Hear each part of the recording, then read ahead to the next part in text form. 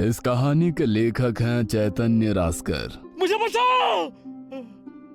सोमनाथ इतना ही कह सका, तभी उसे जोर से खांसी होने लगी। मुझे बचाओ। आखिर उसे कहना क्या था? सोमनाथ की खांसी कम हुई। उसकी मां ने उसे पानी पिलाया। वो खांसते खांसते पानी पीने लगा। उसकी दवा की महक पूरे कमरे में फैली हुई थी। मैंने सोमनाथ की ओर देखा। उसकी आंखें उभरी हुई थी, गाल भी सूख गए थे, चेहरे पर झुर्रियां दिख रही थी, उसके बाल झड़ रहे थे, शरीर मानो हड्डियों का ढांचा बन गया था। सोमनाथ कराह रहा था या कुछ कह रहा था। सोमनाथ ने खांसी की दवा ली। मैंने उसे लेटे रहने को कहा। मैं उसकी मां को कुछ पैसे देना चाहता था, लेकिन उसकी मां ने हाथ जोड़कर कहा, अभी नहीं। मैंने ठीक है कहकर अलविदा कहा और बाहर के कमरे में आ गया। रुपेश वहीं बैठा था और मोबाइल पर कुछ कर रहा था। मुझे देखते ही रुपेश उठकर खड़ा हुआ। हम सोमनाथ के घर से निकल आए। सूरज ढल चुका था। हम अंधेरा होने से पहले घर पहुंचना चाहते थे। इसी बात को ध्यान में रखकर मैंने किक मारी और बाइक स्टार्ट की। रुपेश मेरे पीछे बाइक पर बैठ गया।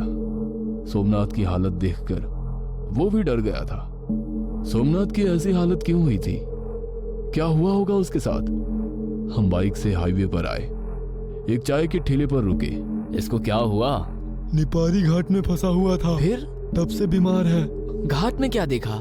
क्या पता, मुझे भी कुछ ठीक से नहीं पता। मुझसे कह रहा था मुझे बचाओ। हाँ, मुझसे भी यही कहा, मुझे बचा लो, वो वापस आ गया है। रुपेश ने जल्दीबाजी में कहा। वो वापस आ गया है?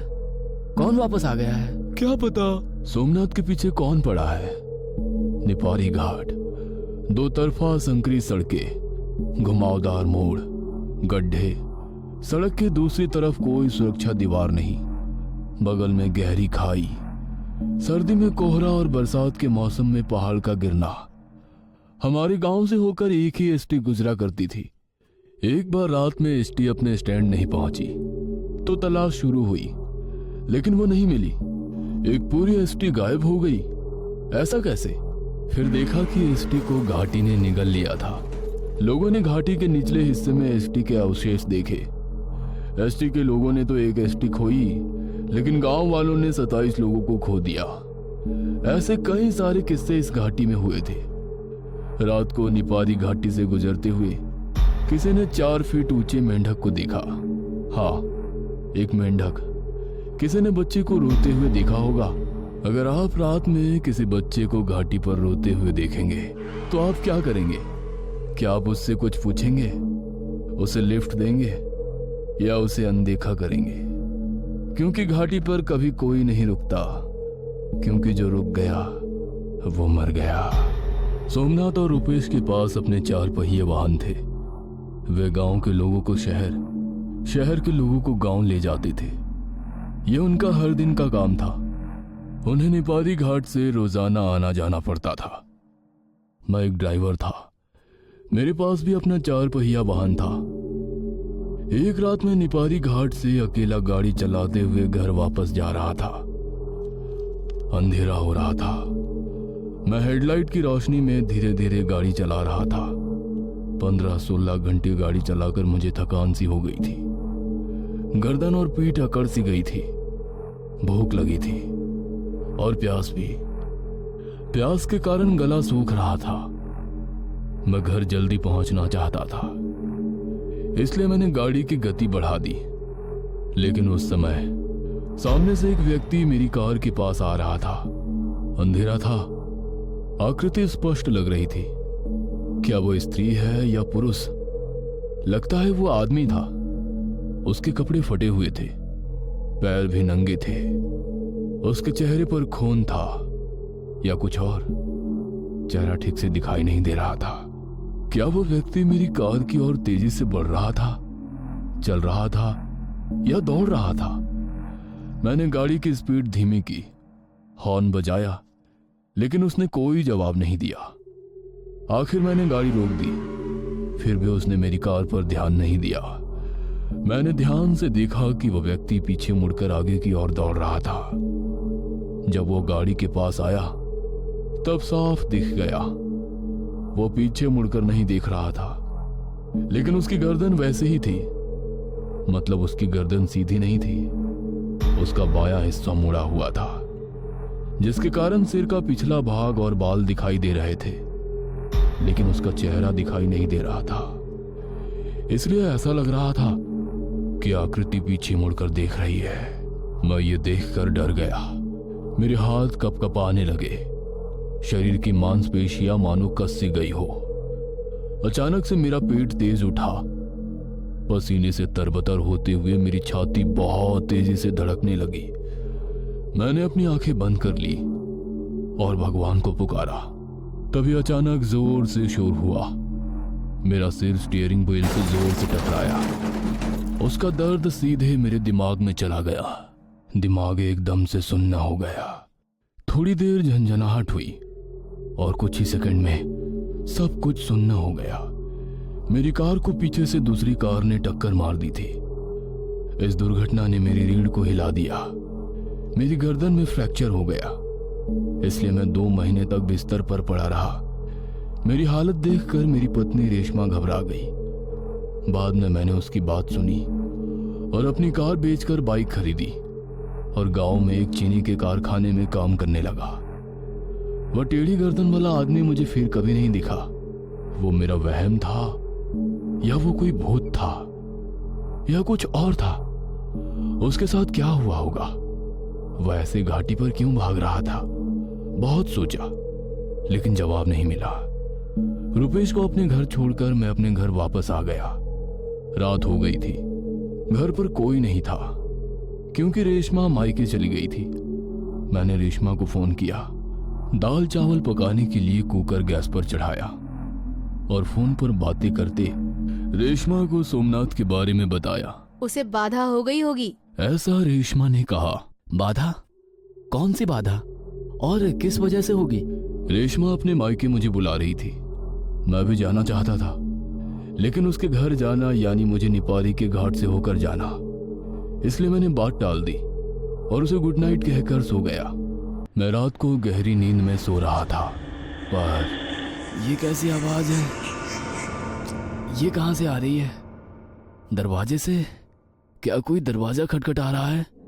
मैंने दरवाजा हल्का खोला। दरवाजे की दरार से बाहर देखा तो बाहर कोई नहीं था।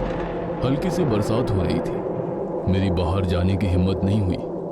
मैंने दरवाजा बंद कर लिया, वापस आ गया और सो गया। मुझे रात में एक सपना आया। सपने में मैं निपारी के घाट पर दौड़ रहा था, जोर जोर से। अपनी जान बचाने के लिए दौड़ते हुए मैंने पीछे मुड़कर देखा और मेरी नींद खुल गई। इस सपने का क्या मतलब होगा?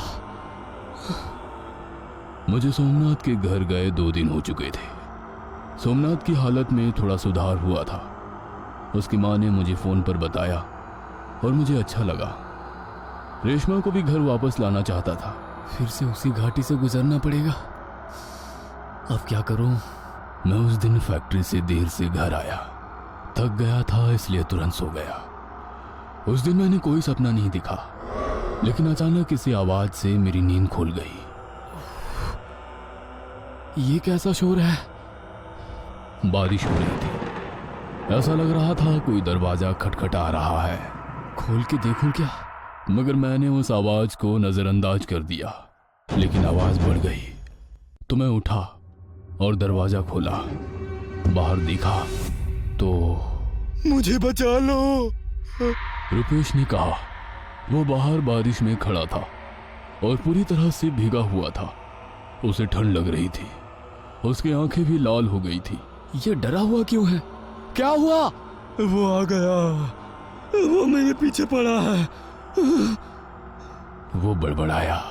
कौन? कौन पीछे पड़ा है? रुपेश की टी शर्ट गंदी होकर फट गई थी। उसकी चप्पल मिट्टी से भरी हुई थी। उसने अपनी चप्पल उतार दी। मैं उसे घर के अंदर ले गया, दरवाजा बंद कर दिया। अंदर आते ही रुपेश ने अपना संतुलन खो दिया। मैंने उसे संभाला और उसे एक कुर्सी पर बिठाया। क्या हुआ? मैंने फिर से पूछा।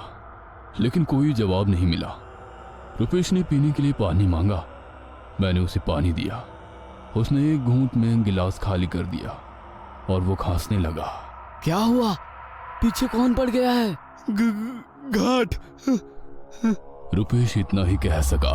घाट? रुपेश आगे कुछ ना कह सका। उसने समय लिया। इसने क्या देखा होगा? रुपेश मुझसे 4-5 साल छोटा था। वो मजबूत हट्टा कट्टा बंदा था। फिर भी वो इतना डरा हुआ क्यों था? रुपेश एक कुर्सी पर बैठा था। उसने अपनी चौड़ी आंखों से दरवाजे की ओर देखा, फिर मेरी तरफ देखा। मैंने उसे शांत होने के लिए समय दिया और रुपेश ने बताना शुरू किया। मुझे सवारी मिल गई थी। गांव से? नहीं, स्टेशन से। फिर? मैं लगभग 9 बजे घर से निकला और स्टेशन चला गया। घाट घाट घाट। अचानक से वो फिर से घाट घाट कहने लगा। घाटी में क्या? वहां पर किसी ने रोका। कौन? पता नहीं, गांव से नहीं था। फिर? उसने कहा स्टेशन तक छोड़ दो, 200 रुपए देता हूँ। क्या तुमने उसे कार में बिठा लिया? मैंने जल्दी से पूछा। हाँ, वो अकेला था और उसके पास एक बैग भी था। बैग? किस तरह का बैग? चौकोनी बैग। सूटकेस? हाँ, वो बैग के साथ पीछे बैठ गया। वो लगातार फोन पर बात कर रहा था। वो किसी से फोन पर बात कर रहा था, रो रहा था। रो रहा था? हाँ, रो रहा था और सॉरी कह रहा था। वो किससे बातें कर रहा था? पता नहीं, कन्नड़ या किसी दूसरी भाषा में बोल रहा था। क्या वो अपने यहाँ का नहीं था? नहीं। फिर? कॉल कट हो गया। तब मानो वो पागल सा हो गया और बार बार कॉल करने लगा। कॉल लगा? नहीं लगा। फिर उसने मुझसे मेरा फोन मांगा। तुमने दिया? हाँ, कुछ मैटर हुआ था शायद। मैंने अपना फोन उसे दिया, लेकिन मेरे फोन से भी कॉल नहीं लगा। फिर उसने पानी मांगा। मैंने उसे दिया और पानी पीते वक्त ही रुपेश रुक गया। उसने घर के बंद दरवाजे की तरफ देखा। क्या हुआ? पानी पीते ही उसने अपना सीना रगड़ना शुरू कर दिया। सीना रगड़ने लगा? मतलब अटैक आया था क्या? हाँ, वही हो सकता है। फोन कट जाने की वजह से उसे अटैक आया, या उसने भी घाटी में कुछ भयानक देखा। मुझे जैसा दिखा था वैसा कुछ। मैं घबरा गया। मैंने तुरंत कार रोक दी। कहाँ पे? घाटी में ही। क्या तुम उसे अस्पताल ले गए? मैंने पूछ लिया। रुपेश ने नाम में सिर हिलाया, क्योंकि उसने नहीं किया था। तो क्या किया? मैं परेशान हो गया। उसकी नब्ज रुक गई थी। अरे उसे अस्पताल क्यों नहीं ले गए? मैंने वापस पूछा। मैं बहुत घबरा गया था। उसने एक बार कमरे के चारों ओर देखा। फिर क्या किया? मैंने पूछा। मैंने गलती की, पर मुझे बचा लो। क्या तुमने उसे कार से बाहर निकाला? रुपेश ने कुछ नहीं कहा। मुझे जवाब मिल गया। रुपेश इतना डरा हुआ क्यों था? आखिर कौन था वो रहस्यमय आदमी? सोमनाथ के साथ आखिर हुआ क्या था? आखिर क्या रहस्य है उस निपारी घाटी में? इन सभी सवालों के जवाब जानने के लिए देखिए इस कहानी का अगला भाग। और हाँ दोस्तों, अगर आप इस चैनल पर नए हैं तो सब्सक्राइब करना